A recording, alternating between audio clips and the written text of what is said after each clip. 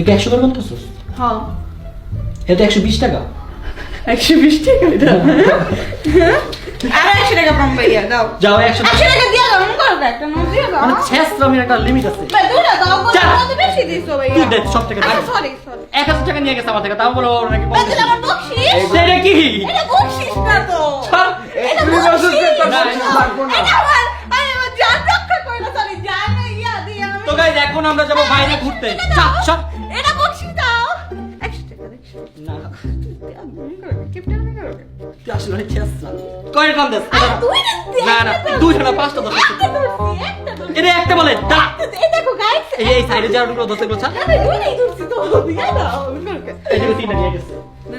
ওই মনে হয় আমার 5-6 টাকা নিয়ে গেছে। ওই যে বেশি যে পাইলো বুঝলাম না আমি দেখছি না দাম কেমন করে চলো আমরা এখন ঘুরতে যাই, তোমাদের আইসক্রিম খাবো। চলো হ্যাঁ আমিও যাব আজকে আমি আজকে ওদের সবাই টাকা দিয়ে আইসক্রিম খাবো। চলো ওদের সবার না থাকবে আমরা না আমার পেটটা ব্যথা করে আমি আমার টাকা রেখে যাব। মানে ভালো বাসায় এই না আমরা বাইরে যাবো। চলো আইসক্রিম খাবো তোমাদের টাকা দিয়ে। আসো আসো আসো আসো আসো চলো। ওই যে জয় ল্যাপটপের ভিতরে টাকা দিছে 10 টাকা নে চল আইসক্রিম খেতে চল। গাইস চলো চলো চলো চলো।